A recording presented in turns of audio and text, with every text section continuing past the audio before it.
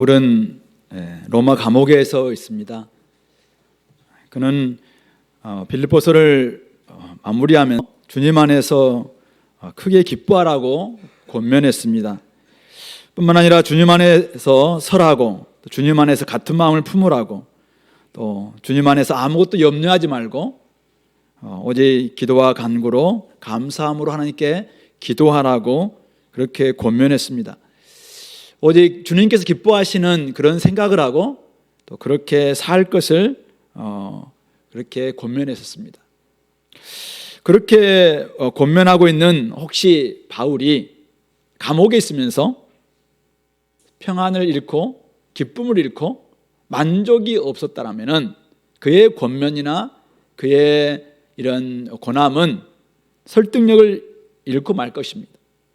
그러나 그에게는 감옥에 있지만은 전혀 감옥에 있지 않는 같은 자유로운 영혼, 자유로운 평안과 기쁨을 맛보고 있었기 때문에 어떤 상황도 어떤 처지도 어떤 형편도 그를 흔들 수가 없었던 것이죠. 지난주에는 저는 우리 울론 목사님 오셔서 설교하신 바람에 좋았습니다. 그래서 제가 한 권의 책을 읽었습니다. 소설책을. 하얼빈이라는 김훈 작가의 소설책을 읽었는데요. 안중근 의사가 왜 이토 히로부미를 쏠 수밖에 없었는가, 그걸 다루고 있는 우리 김훈 선생님의 상상력이 많이 가미되어 있는 그런 소설이죠. 끊임없이 연습하고 연마합니다. 이토를 사선 위에 올려놓고 끊임없이 연습을 합니다. 그는 포수로서 사냥꾼입니다. 한 번도 이토를 만난 적은 없습니다. 그러다가 우연히 신문을 통해서 그분의 키가 작다는 것과 또 그 사람이 어디에 온다 이 소식을 알게 됩니다. 그리고는 총알 7발을 가지고 어떤 사람과 함께 이제 작당을 해서 계획을 세워서 그곳에 갑니다. 그리고는 딱 3발로 그와 또 옆에 있는 사람을 쏠 수밖에 없습니다. 당시에 가톨릭 교회는 그가 가톨릭 신자였기 때문에 하나님의 명령에 어겨서 살인을 했다 해서 그를 성도의 명단에서 제명을 합니다. 나중에 1900 몇 년도에 김수환 추기경이 그것은 전쟁 상황이었고 적장을 쏘는 것은 전쟁 상황에서 어쩔 수 없다. 그래서 그를 다시 한번 이렇게 복원을 했다고 하더라고요. 그런데 중요한 것은 이거죠. 그의 방식에 우리가 동의하느냐 동의하지 않느냐 그걸 떠나서 제가 그 소설을 읽으면서 그가 오직 하나밖에 몰랐다 이런 생각이 들었습니다. 오직 조국이 왜 이렇게 됐는가? 거기에는 이토 히로부미의 야욕이 있다. 그래서 그를 죽일 수밖에 없다. 그래야지 이 조국이 제대로 된 모습으로 살아갈 수 있다. 오직 그가 하나밖에 모릅니다. 그는 결혼을 했습니다. 자녀가 셋이나 있습니다. 그럼에도 불구하고 그 가족의 안위, 가족의 앞날, 그것보다도 그는 오직 한 가지, 오직 조국, 그것밖에 없었습니다. 그러다 보니까 그는 결국 그의 총이 그의 말과 그의 주장과 같았다. 이 김훈 선생님은 그렇게 이제 마지막 표현을 쓰고 있더라고요. 오직 하나밖에 몰랐던 젊은이. 그래서 그는 자기가 잘할 수 있는 포스로서의 직업, 이걸 가지고 광복군 무슨 재당으로서 이 일들을 할 수밖에 없었다. 그 이야기를 하는 것이죠. 지난주에 우리 목사님 설교를 들으면서 그런 생각이 들었습니다. 목사님은 참 주님 안에서 얻은 비밀이 너무나 크기 때문에 흔들림이 없으시구나. 제가 처음 박 목사님을 만났던 그때부터 지금까지 한 번도 흔들림이 없이 오직 하나밖에 모르는 복음, 오직 복음에 사로잡히다 보니까 끊임없이 그 길을 가고 그 삶에 도전하고 한 번씩 오셨으면 한 번씩 위로도 해주기도 하고 막 이렇게 하실 것 같은데 뭐 하냐고, 안 나가면 뭐 하냐고 막 하시는, 참 한결같다. 제가 못했던 말을 목사님도 뭐 다 해주고 계셔서 참 감사하기도 했고, 한편으로는 참 한결같은 신분이시다. 그러다가 다시 빌립보서를 보면서 바울이야말로 정말 한결같은 분이시구나. 빌립보서 서론이나 빌립보서 마지막 결론 부분에서 동일하게 그는 감옥에 있지만은 감사하고 기뻐하고 있다. 감옥에 보면은 감옥에 있지 않는 사람처럼, 그의 삶은 지금 감사와 기쁨과 막 여기서 넘쳐 있는 이런 모습을 발견하게 됩니다. 도대체 바울을 이렇게 살게 만든 비결이 무엇이었을까? 오늘 바울은 자기가 일체의 비결이라고 그렇게 표현하고 있는데, 그 모든 것을, 모든 상황을, 모든 형편을, 모든 처지를 다 초월해서 살아갈 수밖에 없는 자기 나름대로의 비결, 그것이 풍부에 처해든지 빈곤에 처해든지 배부름에 처하든지 배고픔에 처하든지 그런 형편과 처지와 상황은 별로 중요하지 않다는 거죠. 그러나 오직 자기는 다 이 한 가지의 비밀, 한 가지의 비결, 이걸 가지고 쭉 나아갈 수밖에 없었던 바로 그것이 무엇이었는가? 그것이 그로 하여금 그 삶을 살게 만들었고, 그렇게 기뻐하게 만들고, 그렇게 감사하게 만들고, 그렇게 권면하게 만들고, 그렇게 또 이렇게 하자라고 많은 사람들에게 명령하게 만들었던 원동력이 아니었을까? 그런 점에서 오늘 우리 빌립보서를 마무리하면서 저와 여러분들도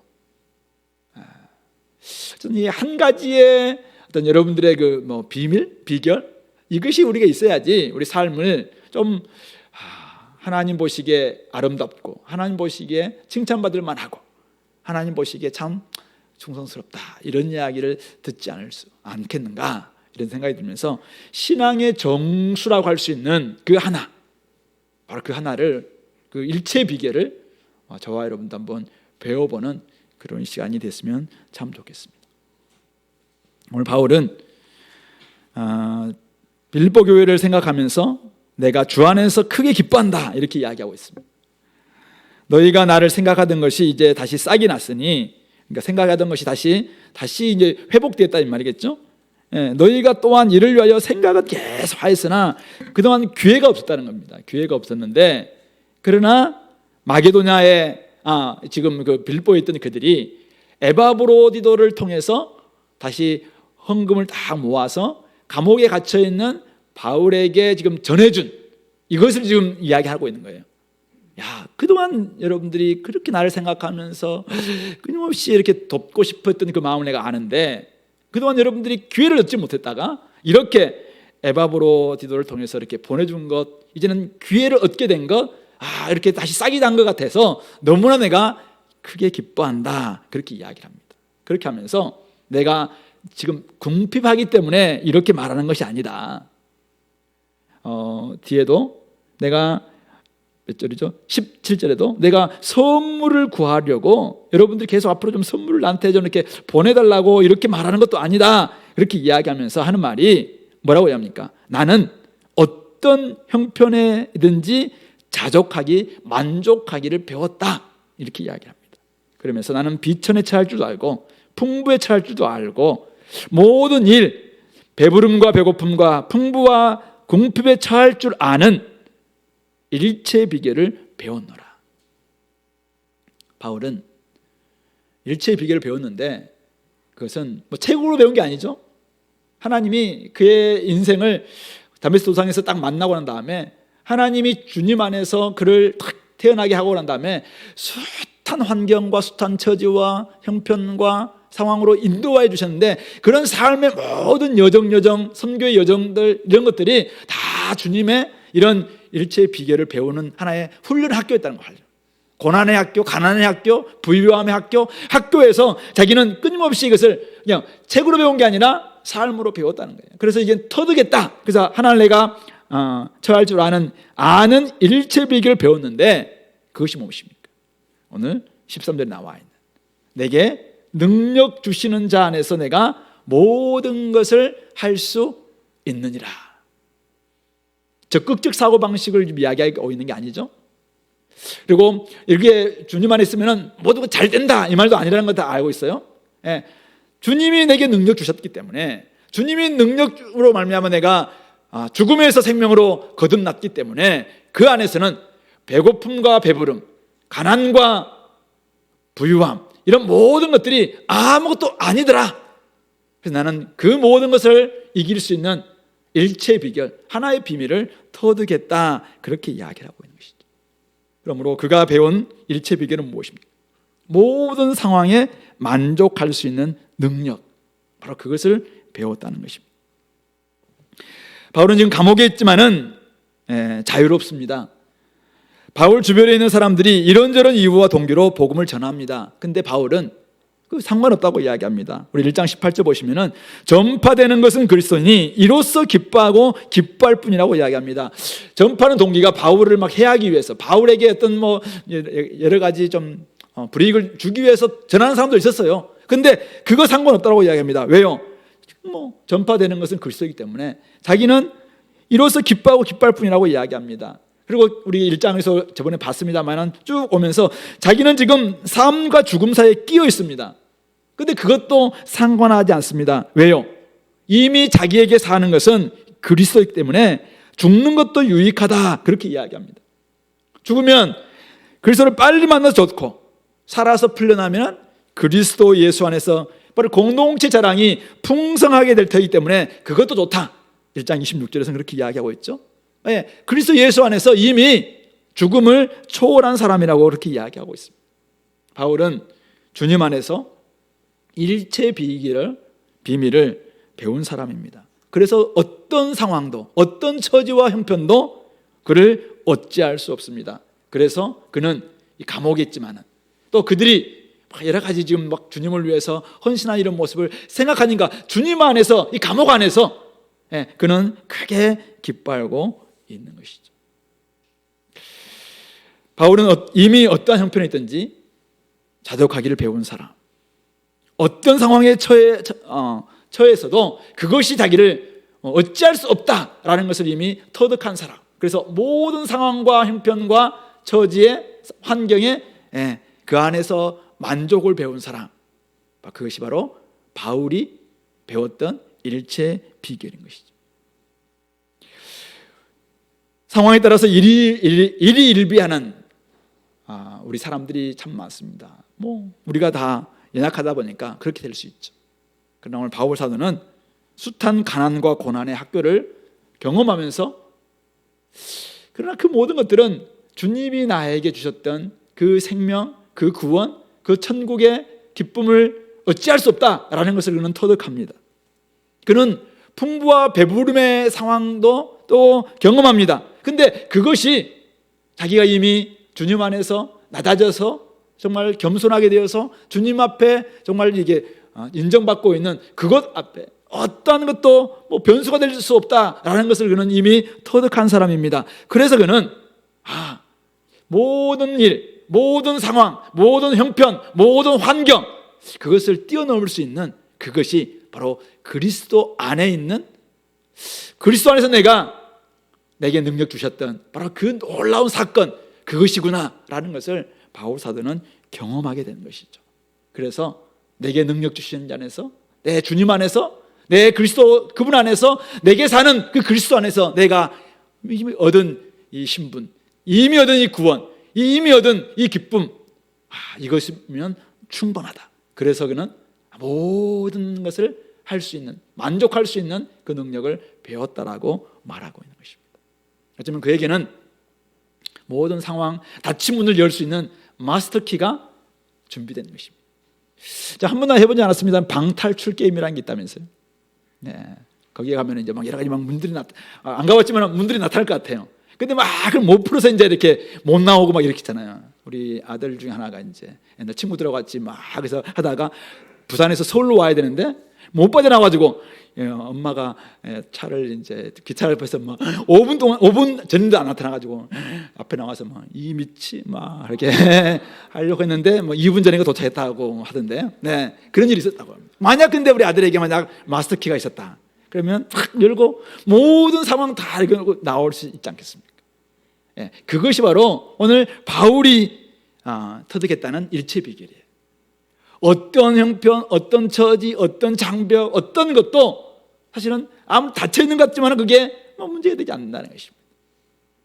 도미노 아시죠? 도미노 게임에서 도미노 그 세계 신기록, 제가 어떤 책에 보니까 원싱이라는 그 책에서 이야기하고 있는데요. 이게 최근 자료는 아니에요. 최근 자료는 오는데 2000 몇 년 걸 보니까 세계 신기록이 도미노를 하나 딱 쓰러져서 몇 개가 가장 신기록인가, 독일 어떤 분인가, 그분이 450만 개, 440 몇만 개의 이렇게 세계 신기록 세웠다는 그 책에 기록을 하고 있더라고요. 똑같은 도미노예요. 그는 1대1에 해당되는 도미노를 딱 하나 놓으니까 막 여러 가지 집을 짓고 막 이렇게 했겠죠. 450개가 아니라 450만 개, 50만 개를 이제 넘어뜨려서 세계 신기록 세웠다, 이렇게 이야기를 하더라고요. 근데 이제 거기서 이제 그 책에서 이야기하고 있는 것이 이 도미노 하나를 넘어뜨린 거죠. 하나를 넘어뜨렸는데 물리학자에 의해서 론 화이트헤드라는 이제 이분이 도미노를 몇 개까지 이렇게 얼마까지 넘어뜨릴 수 있는가 이렇게 해보니까 1.5배, 자기보다 1.5배 더 큰 도미노도 넘어뜨릴 수 있다라는 것을 발견해서 이것을 이제 물리학자에서 실험을 해봤답니다. 실험을 해보니까 이게 맞다라는 걸 발견하면서 이분은 해보니까 결국 앞에 이 도미노가 딱 넘어지면은 뒤에는 1.5배, 그 다음에 그 뒤에는 또 이것의 1.5배, 이걸 이제 등차 수열이 아니고 뭐라죠? 등비 수열이잖아요. 같은 비율로 쭉쭉쭉 늘어났을 때 31번째 되는 도미노는 얼마나 클까요? 이게 앞에 첫 번째가 5cm예요. 5cm인데 31번째 공비 수열로 넘어갔을 때, 이렇게 1.5배씩 쭉 늘어갔을 때 보니까 제가 그 책에서 나온 거예요. 에베레스트 산보다 900m 더 높은, 에베레스트 산이 몇 미터죠? 8,848인가요? 그것보다 900m 더 높은 것도 쓰러뜨릴 수 있다라는 이런 계산이 나온다는 거예요. 물리학자들 다 계산해 보니까. 중요한 게 뭐냐면은 앞에 있는 첫 번째 도미노, 이걸 쓰러뜨리는 거잖아요. 이렇게만 된다면은, 이 능력만 있다면은 살짝 하는 것 같은데, 이것만 한다면은 나머지는 그 다음에는 1.5배 축축축 이렇게 해서 뭐 얼마든지 모든 장벽도 이겨낼 수 있다. 제가 그 책을 보면서 이런 생각이 들었습니다. 우리에게 하나의 딱 비결이, 일체 비결이 딱 터득되는데, 이게 앞에 있는 장벽과 같은 보다 한 1.5배 좀 큰 장벽이 있어요. 이것을 딱 쓰러뜨릴 수 있는 능력이 우리에게 있다면, 근데 우리가 그것이 그리스도 예수 안에서 터득한 능력이라면, 그 뒤에는 사실은 처음에는 1.5배까지만 나중에는 탁탁 뜨면은 8번째인가 되면은 5cm가 나중에 90cm가 돼요. 90cm. 뭐 이렇게 될, 우리 앞에도 훨씬 큰 것도 넘어뜨릴 수 있지 않겠는가. 그렇게 되면은 중요한 건 뭐냐면은, 내가 오늘도 그리스도 예수 안에서 일체의 비결을 가지고 오늘을 내가 딱 살아낼 수만 있다면, 얼마든지 우리 삶에 수많은 형편과 처지와 환경이 다른 변수가 나타난다 할지라도 그것은 문제되지 않는 것 아닌가 이거죠.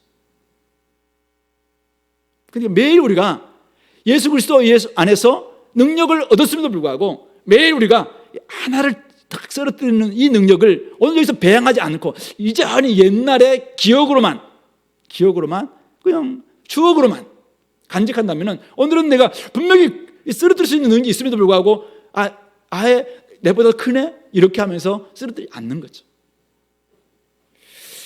학창 시절 여러분들이 뭐 이곳에도 아마 도시락 세대가 있겠지만 저는 이제 도시락 세대입니다. 그래서 친구들이 막 도시락 싸오면은 계란 후라이가 있냐 없냐 해가지고 이제 막 부잣집이냐 아니냐 이렇게 발음하기도 하고, 그 다음에 이 사람은 소세지를 싸오냐 햄을 싸오느냐에 따라서 또 뭐 그 집의 경제 사양을 이렇게 가늠하기도 하고 이렇게 했잖아요. 1교시 2교시 끝나면 이제 막 몰래 이제 막 이렇게 도시락을 먹는데, 친구 되게 잘 사는 친구가 있었어요. 자꾸 이제 계란후라이 싸우다가 친구들이 뭐 빼들어 먹으니까 맨 밑에다가 깔아서 왔어요. 근데 그 친구들이 알고는 뒤집어 갚아가지고 그걸 먹고 이런 일이 있었는데, 그때는 계란 후라이냐 아니면은 햄이냐 소세지냐 이거 가지고 이제 막 기가 죽기도 하고 막 이렇게 되는 거잖아요. 근데 지금 여러분 나이에 여러분들은 햄이냐 소시지냐 이거 가지고 싸우는 사람이 있나요? 물론 그런 사람들이 혹시 있어요. 있겠죠. 이미 우리에게는 만찬, 엄청난 만찬. 사실 요즘은 다이어트를 해야 될 정도의 그런 지금 상황이잖아요. 그러니까 더 이상 이것은 중요한 문제가 아닌 것이죠. 우리 아이들은 딱지, 구슬, 아니면 뭡니까 요즘은 어떤 피규어 이런 거 가지고 막 목숨 걸 수 있잖아요. 애들이 막 싸우고 막 이게 내 건데 네가 어떻게 막 하면서 옛날 우리가 딱지 가면은 재질에 따라서 막 이거 가지고 막 하는 것처럼 그러지 않겠습니까? 그러다가 한 중고생들 되면 이제 성적 가지고 내가 낫냐 네가 낫냐 막 이렇게 싸울 거잖아요. 그랬던 사람들이 장년이 되면은 뭐예요? 아파트 가지고 이제 막 내가 낫냐 네가 낫냐 막 이렇게 하죠. 근데 진짜 하늘의 보화를 딱 발견한 사람이라면 그런 거하고 싸우겠냐 이거죠. 바울이 터득한 건 바로 그거예요. 그리스도 예수 안에서 능력, 일체의 비결이 뭐냐면은 진짜 보화를 발견했다는 거예요. 진짜 보화를 하늘에 있는 시민권 나에게 주어졌더라는 거죠. 나는 이미 하나님 우편에 앉아 있더라는 거예요. 나는 하나님 나라의 시민이고 하나님의 자녀이고 내 안에는 성전, 성령이 나 안에 거하시는 성전이 되었다. 이걸 발견했어요. 그러니까 어때요? 주님 안에서 내가 받았던 이 능력, 그러니까 어떤 처지나 환경이나 형편이나 그것이 자기를 좌우할 수 없다는 것입니다. 그러므로 오늘 우리가 정말 이것을 좀 터득해야 하지 않겠는가. 그리스도인은 주님 안에 평안과 기쁨과 만족이 있음을 알고 진짜 깨달은 사람이 그리스도인이라는 것입니다. 그리스도 안에서 죽음에서 생명으로 바꾸시는 하나님의 능력을 경험한 사람을 바로 그리스도인이라고 이야기합니다. 그런 사람들은 주님 안에 있으면 모든 것을 이길 수가 있습니다. 왜요? 일체의 비결을 터득했기 때문에 모든 일에 자족할 수 있습니다. 만족할 수 있습니다. 이전에 한번 이야기했던 제가 알던 그 한 권사님, 그 권사님은 누군가 오면은 막 주고 싶어해요. 사람들에게 막 나눠주고 싶어요. 이분은 자기 집 아파트도 이렇게 좀 팔아가지고 막 성사님을 위해서 쓰고 막 저기 몽골에 막 교회도 세우고 막 이랬던 분이에요. 근데 사람들이 자꾸 이제 막 오해를 하죠.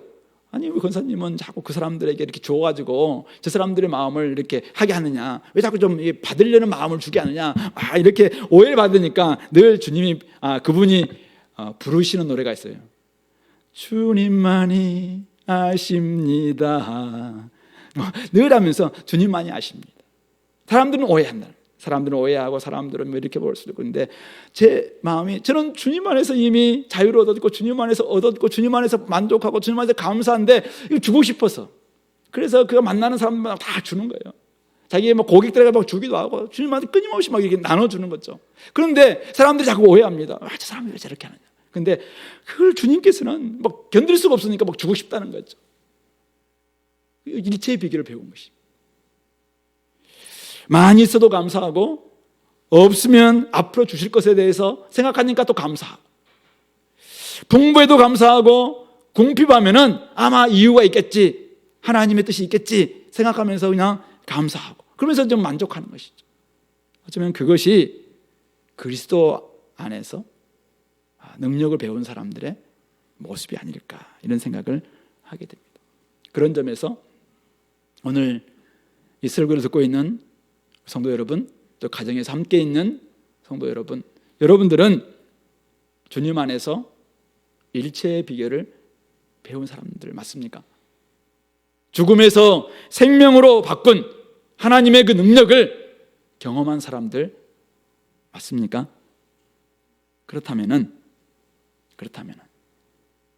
우리는 모든 상황, 모든 처지, 모든 형편, 모든 환경, 그것에 너무 일희일비하지 않도록 오늘 내가 도미노를 하나 쓰러뜨릴 수 있는 능력이 나한테 진짜 있는지 그것만 오늘 확인이 된다면, 그래서 내가 오늘 가장 중요한 것은 뭐냐?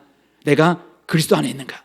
내가 그리스도 안에서 진짜 능력을 경험한 사람 맞는가? 그렇다면 오늘 그것부터 점검해야 됩니다. 여러분들이 오늘 해야 될 가장 중요한 일이 뭐냐면은 내가 그리스도 안에서 얻은 이 일체의 비결을 다시 확인하는 겁니다.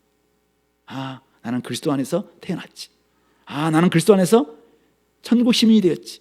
나는 그리스도 안에서 하나님의 자녀가 되었지. 맞아, 그리스도 안에서 나는 내 안에 성령님이 와 계시지. 그래서 이걸 확인하는 겁니다. 그 복음이 모든 믿는 사람들에게 하나님의 구원을 주시는 하나님의 능력이라고 이야기했으니까 그 복음이 내가 진짜 내 안에 있다면 이거 확인하는 겁니다. 그러니까 내가 오늘도 견딜 수 있는 거예요. 오늘도 내가 살 수 있는 것이고 오늘도 내가 인내하면서 나아갈 수 있는 바로 그 힘, 바로 이것이 일체의 비결인 것이죠. 아이들 아파트 평수 때문에 싸운다 이런 이야기 혹 들어봤나요? 어떤 아파트는 이름 때문에 그래서 이름도 바꾸기도 했지만은 여전히 그 아파트에 사는 아이들은 다른 집 아파트에 사는 사람들에 의해서 이렇게 배제된다 이런 이야기를 많이 듣기도 했습니다. 사실 일체의 비결을 깨닫지 못하면은 그런 아이들처럼 싸울 수밖에 없다는 것입니다. 저 결혼하고 8평짜리 영구 임대주택에서 살았습니다. 서울에 오기 전까지 그 교회 4층짜리 큰 건물 4층 전체가 사택인 곳도 50몇 평짜리 사택에서 살아봤습니다. 그게 저에게 아무런 변수가 되지 않았습니다. 우리의 구원을 얻는 신분, 구원받은 하나님의 자녀라는 신분에 그 어떤 변수도 관련도 없었습니다. 그것이 뭐가 문제가 될 수 있겠습니까? 마찬가지입니다. 오늘 우리 삶 가운데서 일어나고 있는 다양한 형편과 환경과 처지와 또 여러 가지 것들은 사람들에게 조금 마음에 할 수 있겠죠. 그러나 오늘 다시 내가 그리스도 예수 안에서 내가 얻은 이 비결을 확인하는 거예요. 그러면은 그것을 이겨낼 수 있습니다. 이거는 우리가 태어났을 때, 거듭났을 때 한번 확인하고 말 것이 아니라 매일매일 여러분들이 내가 도미노를 하나 쓰러뜨릴 수 있는 능력이 나한테 있는지를 확인하는 겁니다. 그렇다면 얼마든지 1.5, 1.5 쭉 하면서 얼마든지 우리는 이겨나갈 수 있는 그 힘을 공급받을 수 있을 것입니다. 혹시 오늘 기뻐하지 못하는 이유가 무엇인가요? 남편 때문인가요? 아이들 때문인가요? 그 아이의 성적 때문인가요? 아니면 통지표를 받았는데 가능성 없는 이것 때문인가요? 아니면은 여러분들의 그전까지 여러 가지 형편 처지 생각하니까 기가 차서 일어나요.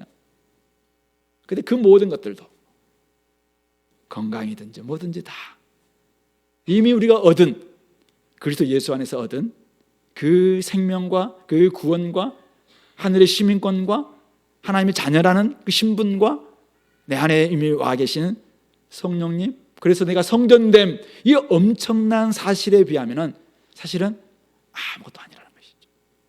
그런 점에서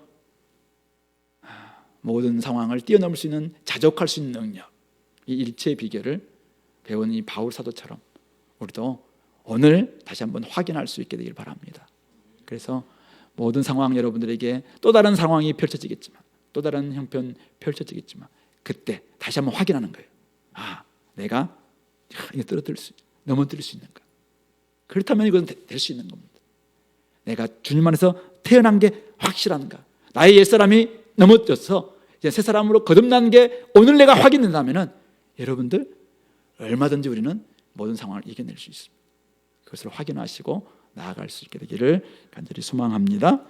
두 번째는 모든 일에 참여하고 있는, 주님의 모든 일에 참여하고 있는 이 교회를 오늘 바울 사도가 막 칭찬하고 기뻐하고 있잖아요. 바울은 빌보 교회를 막 너무 칭찬하고 있어요. 14절도 보시면은 그러나 너희가 내 괴로움에 함께 참여했으니 정말 잘했다, 이렇게 칭찬하고 있습니다. 바울은 어떤 사람입니까? 이미 풍부에도 공급에도 처하면서 만족하는 이런 일체 비결을 배운 사람입니다. 그런데도 바울은 그들이 내 괴로움, 지금 여러 가지 감옥에 갇혀 있는 이곳에 함께 참여하고, 그래서 헌금을 보내준 것을 생각하면서 너무 잘했다, 이렇게 칭찬하고 있습니다. 그러면서 15절 16절 그들이 옛날에 어떻게 했는지를 다시 한번 언급하고 있습니다.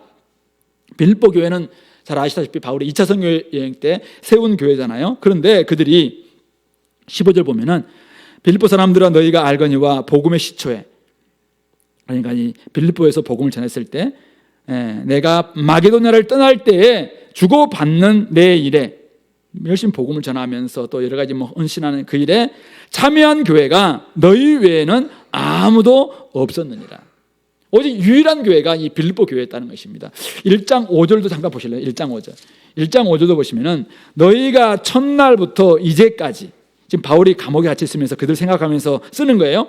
너희가 첫날 복음을 너희에게 전했던 그 첫날부터 오늘 지금까지 복음을 위한 일에 너희들은 참여하고 있구나. 그래서 내가 너희를 생각할 때마다 감사하고 간구할 때마다 기쁘다, 이렇게 이야기를 하고 있잖아요. 그래서 빌립보 교회는 시초부터 지금까지 언제나 바울의 이 일에 헌신하고 섬겼던 교회다라는 걸 알 수 있습니다. 뿐만 아닙니다. 16절 데살로니가, 그러니까 결국 바울이 이제는 빌립보에서 복음을 전하다가 이제는 이렇게 데살로니가로 가고 나중에 여기 베레아로 가고 아덴으로 가잖아요. 그렇게 가는데 데살로니가에 있을 때에도 너희가 한 번뿐만 아니라 두 번이나 나의 쓸 것을 보내었도다. 빌립보 교회는 자기 교회의 중심일 뿐만 아니라 복음을 위한 일이라면은, 지금 데살로니가 교회 가서 바울이 3일에 동안 복음을 전했지만은 굉장히 반대가 많았어요. 그러다가 어째서 만약에 밤에 도망칠 수밖에 없었어요. 근데 어떤 분들이 한 6개월 정도 있었을 것이다라고 이제 이야기하는데, 그런 가운데 여러 가지 반대도 많고 그러니까 얼마나 어려웠겠습니까? 그런데 바로 이전에 있었던 이 빌립보 교회가 이 소식을 알고는 바울에게 쓸 것을 한 번뿐만 아니라 두 번씩이나 계속 보내줬다는 것입니다. 그러니까 그것을 통해서 바울은 참 고마웠죠. 이게 복음을 위한 일에 이들이 헌신하고 있다 생각하니까 얼마나 감사하고 기뻐할 수밖에 없다는 것입니다. 그런데 이렇게 지금 바울이 이들을 칭찬하고 있는 이유가 무엇인가 이거죠. 17절 보니까 이렇게 합니다. 내가 선물을 구하기 위해서는 여러분들에게 내가 기쁘고 잘하고 있다 이렇게 말하는 게 아니라는 것입니다. 오직 너희에게 유익하도록 풍성한 열매를 구하고 있는 것이다. 나도 바울이 근데 이거 생각하면 이런 생각이 있어요. 그럼 바울에게는 전혀 이게 도움이 안 됐단 말인가? 그 말 아니에요. 바울에게 얼마나 도움이 됐겠습니까? 그러니까 앞에서 너희들이 나한테 이렇게 쓸 것을 두 번이나 보냈다. 야, 너희들 외에는 아무도 참여하지 않았다. 내 괴로움에 함께 참여하고 있으니까 참 잘했다. 바울의 자기가 복음을 전할 때 이 빌립보 교회가 함께 섬겨줬기 때문에, 헌신했기 때문에 너무나 기쁘다는 거예요. 바울이 일체의 비결은 뭐냐면은 이들이 복음을 전하는 그 일에 어떤 방식이든 함께하는 그것에 바울은 너무 기쁘다는 것입니다. 그래서 지금 교회를 위해서 막 칭찬하고 있는 것입니다. 복음을 전하는 일에도 함께 동행하면서 복음을 전하든지, 아니면 헌금을 하든지, 아니면 섬겨줬든지, 아니면 집을 내어줬든지, 어쨌든 복음을 전하는 그 일에 다양한 방식으로 참여한 그것으로 인해서 바울은 이 일은 너무나 이거는 기쁜 일이고 그 일은 그들에게도 유익되는 일이다 생각하니까 너희들 정말 참 잘했어 이렇게 지금 칭찬하고 있는 것이죠. 그래서 우리 여기서 하나의 원리를 발견할 수 있다면 그거죠. 재정적 헌신, 이게 받는 사람뿐만 아니라 주는 사람들에게도 참 큰 유익이 되는 것이구나라는 것을 이 바울의 말에서 우리는 알 수 있습니다. 저는 간사의 삶 동안 이걸 참 많이 경험해 봤습니다. 물론 저 삶 가운데서 간사로 살아갈 때 얼마나 어려웠는지 몇 번 이야기했습니다. 근데 그때마다 참 많이 힘들고 어려웠는데요, 누군가가 이렇게 보내주는 특별한 헌금과 또 선교적 헌금과 이걸 통해서 굉장히 많이 위로를 받고 저는 복음만을 위해서 이 일을 걸어갑니다 생각하면서 헌신했지만은 때로는 가족을 생각하거나 이럴 때 막 마음에 여러 가지 허함이 있었거든요. 그럴 때 간사님 이거 가족들을 위해서, 간사님 이거 우리 다른 간사님들을 위해서 이번 설에 이렇게 쓰세요라고 이렇게 특별한 걸 보내줬을 때 굉장히 마음이 흡족했고, 그것을 통해서 제가 바울은 이미 자족한 사람이잖아요. 근데 18절 보면은 내게는 모든 것이 있고 풍부한지라. 자식이 지금 감옥에 있으면서 뭐가 모든 것이 있고 풍부하겠어요. 그런데 이미 그는 주님 안에서 다 만족하다는 것입니다. 그런데 에바브로디도 편에 너희가 주는 것으로 말미암아 받음으로 내가 풍족하게 되었다. 어떤 사람이 분명히 만족한 삶을 살고 있어요. 자족한 삶을 살고 있어요. 근데 하나님은 때로는 그 사람이 때로는 항상 그런 건 아니지만 좀 풍족함도 경험할 수 있도록 누군가를 이렇게 통해서 주는 일이 있다는 것을 알 수 있는 것이죠. 바울은 그 고백을 이야기하고 있는 것이고요. 근데 나는 지금 이미 풍부하고 이미 만족하고 있지만은 너희들이 이렇게 전해줌으로 말미암아 내가 참 풍족함을 누렸다. 지금도 누리고 있다. 그래서 셋집에 오는 사람들 내가 마음껏 섬기고 있다. 이야기를 하고 있는 것이죠. 근데 그것뿐만 아니라, 근데 이 일은 17절 아까 하반절에 있는 것처럼 여러분들에게 너희에게 유익하도록 풍성한 열매를 구하는 것이다 라고 하면서 이는 18절 하반절, 이는 받으실 만한, 하나님이 받으실 만한 향기로운 제물이요 하나님을 기쁘시게 하는 것이다, 이렇게 이야기합니다. 하나님이 받으실 만한 향기로운 제물, 이것은 구약 성경에 화목 제물을 가리킬 때 쓰는 말입니다. 화목 제물이 뭡니까?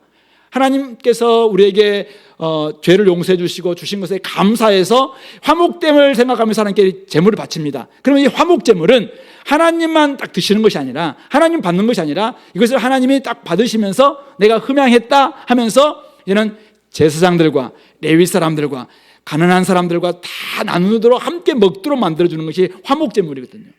그러니까 그런 하나님 마음은 뭐냐면은 이 사람이 화목됨으로, 하나님과 화목됨으로 말미암아, 하나님과 이제는 받아짐으로 말미암아 하나님께 드려지는데, 하나님 마음은 이 드려진 제물을 통해서 하나님만이 막 풍성함을 누리는 것이 아니라, 제사장 몇 명만 풍성함을 누리는 것이 아니라 모든 그 마을에 있는 사람들, 가난하고 힘들고 소외되고 이런 사람들까지도 다 함께 먹을 수 있도록 만들어주시는 그 제물이 화목제물이에요. 그래서 하나님을 기쁘시게 하는 것이라고 이야기하고 있습니다. 하나님의 마음은 어떤 사람은 많이 먹고 어떤 사람은 적게 먹고 이거 기뻐하지 않습니다.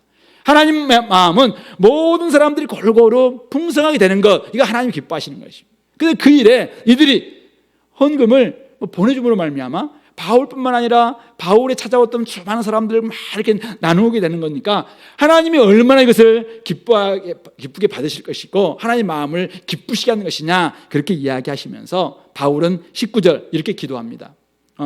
축원하는 것이죠. 나의 하나님이 그리스도 예수 안에서 영광 가운데 그 풍성한 대로 너희 모든 쓸 것을 채우시리라. 이건 확신. 바울은 나의 하나님이라고 이야기했잖아요. 내가 이거 많이 경험해 봤는데, 이 말이죠. 내가 많이 경험해 봤다. 나의 하나님은 풍성한 대로 채워주시는 분이시다. 우리가 주님에게 딱 드렸을 때 주님은 그것만 딱 받고 입 딱 닫는 분이 아니라, 우리가 일을 드렸는데 하나님은 후히 주시고 넘치도록 더 풍성한 대로 우리 필요를 채워주시는 분이다. 나의 하나님, 그 하나님을 바울은 경험했다는 거예요. 그러니까 그 하나님이 빌립보 성도 너희들에게도 너희 하나님 되기를 소망한다, 이 말입니다. 그래서 하나님은 그렇게 채우시는 분이다. 그래서 너희들은 진짜 앞으로 유익을 경험할 것이다, 이렇게 이야기합니다. 그러면서 20절, 하나님 곧 우리 아버지께서, 이제 우리 아버지라고 이야기해요, 세세 무궁하도록 영광을 돌릴지어다. 아멘. 하나님은 이런 분이라는 것이죠. 하나님은 하나님께 마음껏 풍성한 재물을 기쁘게 받으실 만한 화목제물을 막 드릴 때 하나님이 마음껏 다른 사람들을 채워주시는 거죠. 바울도 채우고 바울이 찾아온 사람도 채우고 또 흘려보내주고 계속 그렇게 할 때 하나님 마음이 너무 기뻐요. 하나님이 진짜 원하시는 건 뭐냐면은 몇몇 사람은 다 부유하게 지내고 몇몇 사람들은 가난하게 지내는 거, 이거 원하시는 게 아니에요. 하나님의 마음은 온 만물이 회복되는 것, 온 만물이 충만하게 되는 것, 모든 사람들이 다 함께 풍성함을 누리는 것, 이게 하나님이 기뻐하시는 것이고, 그럴 때 하나님이 영광이, 하나님의 마음에 흡족함이 생기는 것이고, 이것이 바로 영광 받으셨다, 이렇게 이야기하는 것입니다. 바로 그 이야기를 하고 있는 것입니다. 여러분들이 드리는 이 헌물은, 제물은 내가 받음으로 말하면 나를 풍족하게 만들었다, 참 감사하다, 그래서 내가 기쁘다. 그런데 그것뿐만 아니라 이거는 하나님께 드린 것이다. 그래서 하나님의 화목제물이 되어서 수많은 사람들 다 먹이시는 그런 제물이 되어서 하나님의 마음이 얼마나 흡족하게 될지 모른다. 그래서 이제는 여러분들 삶 가운데서 진짜 그 풍성한 열매가 맺히게 될 것이다. 그걸 생각하니까 내가 너무나 기쁘다 이거죠. 그래서 그들을 막 칭찬하는 것입니다. 바울이 칭찬하는 이유가 뭔지 알겠죠? 자기에게 뭔가를 했기 때문에 칭찬이 아니라 하나님께 영광이 되고 하나님 나라의 보탬이 되고 하나님의 교회가 풍성하게 되고 하나님의 복음이 더욱 왕성하게 되고, 이걸 생각하니까 막 칭찬하는 것이죠. 저는 우리 삶 가운데서 일체의 비결을 배운, 그리스도 안에서 일체의 비결을 배운 사람들은 이 감사의 내용과 기쁨의 내용과 칭찬의 내용이 좀 바뀌는 것이 아닐까, 이런 생각이 듭니다. 오늘 바울을 보니까 그런 것 같아요. 나에게 잘해주는 것 참 감사한 일이죠. 예, 그것도 하나님께 우리 영광을 돌려드립니다. 누군가 칭찬할 때 나에게 잘해주는 것 참 기쁜 일입니다. 근데 보면은 복음을 위해서, 하나님 나라를 위해서, 누군가를 위해서 하나님 마음을 진짜 흡족하게 하는 일을 하고 있다면은 우리는 마음껏 칭찬하는 거예요. 예, 복된다. 제가 간사할 때 간사를 그만둔 이유 중 하나가 이 재정을 모금하는 게 너무 어렵더라고요. 후원자 개발, 어떤 때로는 좀 가서 빌면서 헌금해 달라고 하는 것처럼 보이기도 하고, 그래서 내가 혹시 좀 거지 근성 있는 게 아닌가 이런 생각이 들 때 정도 있고 이렇게 됐었어요. 그러다가 어느 날 펀드레이징에 대한 훈련을 받는데, 이것은 단지 펀드를 레이징하는 것이 아니라 피플 레이징이다. 사람을 이렇게 세우는 것이다. 이런 이제 훈련을 받으면서 좀 더 이제 자신 있게 이야기를 했지만, 그러나 참 제 성정상 쉽지는 않았었어요. 그래서 제가 헌금 이야기 잘 못하기도 하고, 여러분들에게 이렇게 해라 이런 거 잘 못하는, 여전히 지금도 그래요. 근데 오늘 보니까 바울이 막 칭찬하고 있잖아요. 여러분들 나한테 내 괴로움에 참여했다, 헌금했다고 지금 이렇게 칭찬하는 거예요. 너희들은 나한테 진짜 잘했다, 참 칭찬한다, 막 그렇게 하는데, 야, 앞으로도 나한테 좀 잘해라, 이 이야기를 하는 건가요? 이 이야기가 아니래요. 여러분들이 복받는 길이라는 것입니다. 여러분들이 하나님께 영광 돌리는 길이라는 것입니다. 그것이 하나님을 기쁘시게 하는 길이라고요. 하나님 마음을 흡족해 하는 길이었고, 그것이 하나님이 많은 사람들이 흘려보내기를 원하시는 그 아버지의 마음을 정말 충족시키는 것이기 때문에, 아버지 하나님께 영광을 올려드리기 때문에 내가 여러분들 칭찬한다. 바울은 지금 그렇게 말하고 있는 것입니다. 며칠 전에 우리 회계 집사님으로부터 보고를 받았어요. 올해 선교원금과 임차원금 작정이 작년보다 많이 줄었습니다. 참, 그래서 오늘날 참 많이 어렵구나. 그래서 기도할 수밖에 없습니다. 여러분들 삶이 어렵구나. 그래서 참 어려운 가운데서 참 경제전망이 어렵다고 이야기하던데, 우리 교회도 이제는 찾아왔구나. 제가 누군가만 모르면은 저희 교회는 코로나를 겪어서도 여러 가지 사람 나오는 것도 그렇고 재정 부분도 많이 그대로입니다. 제가 그렇게 좀 이렇게 감사를 나누고도 했는데, 그 복을 딱 받는 순간 드디어 이제 우리 교회도 이렇게 어려움이 찾아오나 이런 생각이 들었어요.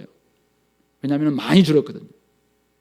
77건이 줄었다는 것은 엄청 줄은 거잖아요. 건수로, 액수로도 월 450 정도 줄었다고 이렇게 보고를 했는데, 제가 깜짝 놀랐어요. 그래서 많이 줄었네. 그러면서 혹시 우리가 어렵기 때문에 이렇게 기도할 수밖에 없습니다. 여러분들 삶이 좀 더 펴져서 정말 잘 이렇게 하길 되길 바라는데, 혹시 오늘 바울이 이들을 향해서 간구하고 있고 기뻐하고 칭찬하고 있는, 진짜 이것은 하나님께 드리는 것이고 하나님이 기쁘게 받으실 만한 재물이고 하나님을 정말 기쁘시게 하는 것이고, 그래서 하나님께서 충분히 채우실 수 있는 것임에도 불구하고 우리가 주님 안에서 일어나고 있는 이 엄청난 비밀을 깨닫지 못하기 때문에 너무 인간적인 생각 속에서 이것을 혹시 내 주머니를 닫은 것이 아닐까. 옛날에도 후원 이렇게 할 때 설이나 추석 되면은 이것부터 줄이는 경우가 있었거든요. 어려우니까 남들한테 주는 이걸 딱 줄이는 경우가 있는데, 사실 우리가 원칙상 하나님께 가장 먼저 드리고, 두 번째 다른 사람들에게 드리고, 그리고 나의 쓸 것을 중요한 것과 급한 것 중에서 먼저 중요한 것을 위해서 드리고, 급한 것은 조금 하고, 이렇게 점점점 하면서 자기를 조금 낮추는, 맨 뒤에 하는 거, 이게 우리 그리스도인들의 모습 아니겠습니까? 그런데 혹시 우리가 그런 부분에 있어서 우리가 조금 잘못 생각하고 있는 것은 아닐까라는 이런 염려 아닌 염려가 저의 기도에 생겼습니다. 그래서 이 시간에 다시 한번 돌아보시면서 오늘 바울이 칭찬하고 있는, 바울이 진짜 기뻐하고 있는 것이 이들이 복음을 위해서 주님 안에서 하나님께 드리는 것이고 하나님 나라를 위해서 사용하고 있는 이것으로 인해서 막 기뻐하고 감사하고 그들을 막 칭찬하고 있는 이런 내용과는 조금 다른, 내가 지금 이 길을 아니면 그런 느낌으로 가고 있다면은 그런 부분에서 마음을 조금 더 돌이켜서 다시 한번 주님 앞에 헌신할 수 있는 그런 저희들이 될 수 있기를 바랍니다. 한 가지 마지막 21절부터 23절에서는 이렇게 하면서 끝인사, 그리스도 예수 안에 있는 성도들에게 각각 무난하라. 나와 함께 있는 형제들이 너에게 무난하고 모든 성도들이 너에게 무난하되 특히 가이사의 집 사람들 중에 몇 명이 너희들에게 무난한다. 주 예수 그리스도의 은혜가 너희 심령에 있을지어다. 이렇게 이야기하고 있습니다. 바울이 편지의 말미에는 항상 이 무난하는 이것을 넣고 있기 때문에 이것이 편지의 하나의 형식이겠거니 이렇게 그냥 보편적으로 상투적으로 생각할 수도 있겠지만은 오늘 생각해 보시면은 도대체 이들이 왜 이렇게 무난하냐 이거죠. 서로를 왜 관심 기울이고 돌아보고 또 그들에 대해 형편에 대해서 궁금해하고 또 그들에게 안부를 물어주고 또 기도해주고 왜 이렇게 하죠?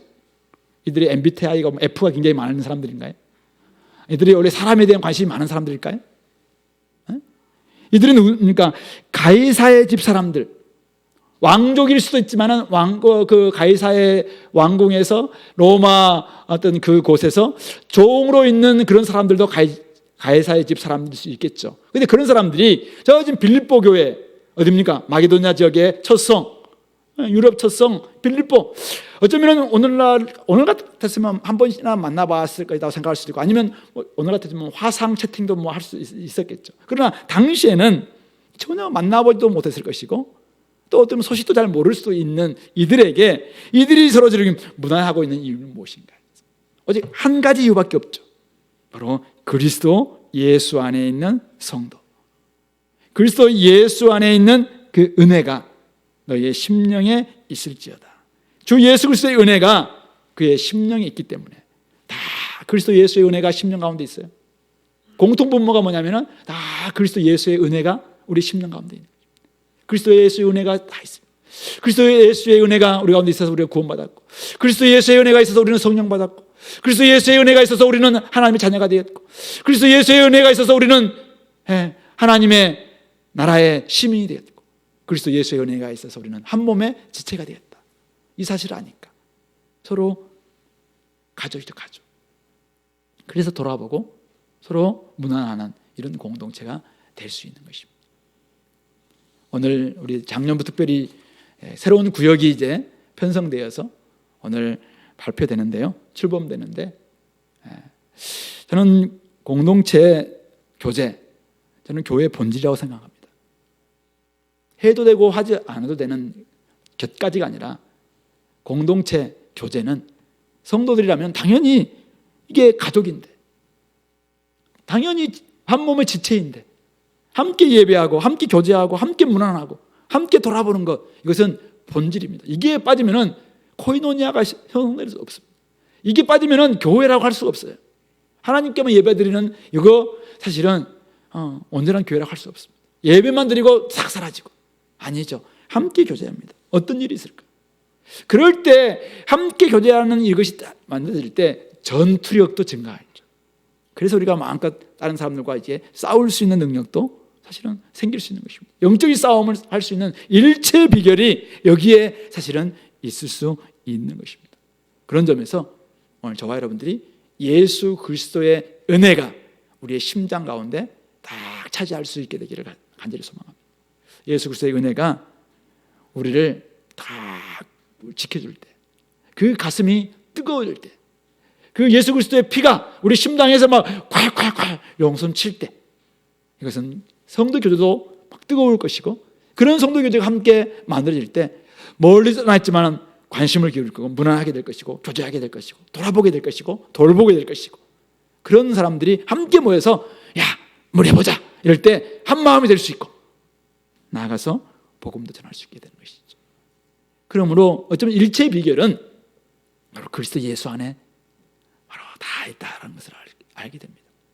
그리스도 예수 안에서 있을 때 태어났기 때문에 그 안에서 능력을 받아서 모든 상황에 우리는 처할 수 있고, 그리스도 예수 안에 태어나서 그 안에서 우리 그 관심사에 관심이 있으니까 어떤 모든 일들이 다 이게 복음의 일, 함께 헌신하든지 함께 헌금하든지 함께 마음을 나누든지 그게 다 그리스도 예수 안에서 일어나고 있는 일이니까 막 칭찬할 수밖에 없고, 그리스도 예수 안에 있는 사람들이 다 가족들이니까 이제는 막 무난하자라고 이야기하고 있고, 야 무난한다고 이야기하고 있고, 뭐하냐 같이 무난해야지 이렇게 권면할 수 있는 것이죠. 그런 점에서 우리 공동체가 이 일체의 비결, 오늘 그리스도 예수 안에서 다시 한번 발견했으면 좋겠고, 이 비밀 때문에 오늘도 2023년을 살아가는 저와 여러분들 하루하루를 아침 눈을 뜨면은 내가 그리스도 예수 안에 있구나. 상황이 또 어떻게 바뀔지 몰라요. 그러나 내가 그리스도 예수 안에서 태어났지. 그리스도 예수 안에서 내가 능력 받았지. 내가 그리스도 안에서 진짜 하늘에 앉아있는 사람이지. 그리스도 예수 안에서 주님의 오심을 내가 기다리고 있는 사람이지. 이걸 다시 한번 점검하면서 내가 오늘 이 도면 하나 넘어뜨릴 수 있는 사람인지 점검하여 한다면은 그 다음은 문제는 없어요. 탁탁탁 넘어갈 거예요. 그러니까 그것 다 확인하시고 하나님에 꽂혀서 끝까지 안중근 포스로서 끝까지 그것만을 고집했던 것처럼 바울사도 오직 복음 안에서 태어난 이 능력, 이 은혜, 이에 심장이 다 있으니까 그 모든 것은 다른 것은 뭐 잘 보지도 않았었던 거죠. 오늘 저와 여러분들 이런 비결, 이런 비밀을 정말 획득하시고 그렇게 살아낼 수 있는 우리 공동체가 될 수 있기를 간절히 바랍니다. 이 시간에 기도하기 전에 여러분들의 주보에 말씀 노트 있잖아요. 오늘 받았던 자기의 은혜 한 가지만 적어보십시오. 그리고 내가 이렇게 오늘 말씀 들으면서 이거 한번 결단한다. 내가 이거 실천해 보겠다. 이번 주에 내가 이거 한번 해보겠다. 그리스도 예수 안에서 내가 태어났는데 이거 내가 그동안 몰랐구나. 내가 한번 생각해보고 헌금, 내가 이것은 이렇게 생각했는데 한번 내가 이렇게 해봤으면 좋겠다. 뭐 교회 하지 않아도 좋아요. 그러나 누군가에게 이렇게 할 수 있다면 좋겠고, 내가 오늘 교재 문안 들었는데 내가 이렇게 해보겠다. 나름대로 한번 자기가 한번 생각하신 것, 결단하는 거 있으면 적용할 것 한번 적어봤으면 좋겠습니다.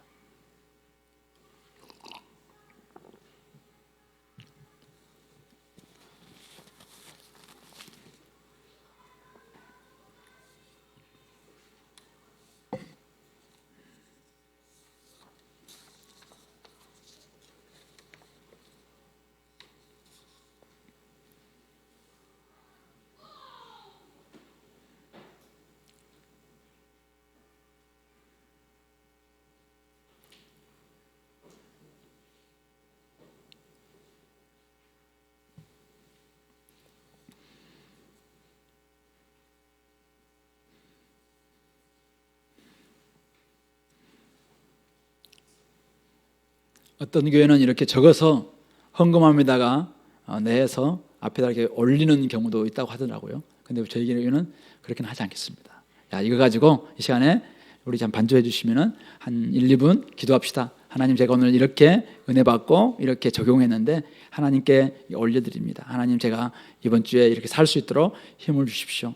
도와주십시오. 작은 거 하나부터 내가 실천하겠습니다. 이렇게 같이 한번 기도하겠습니다.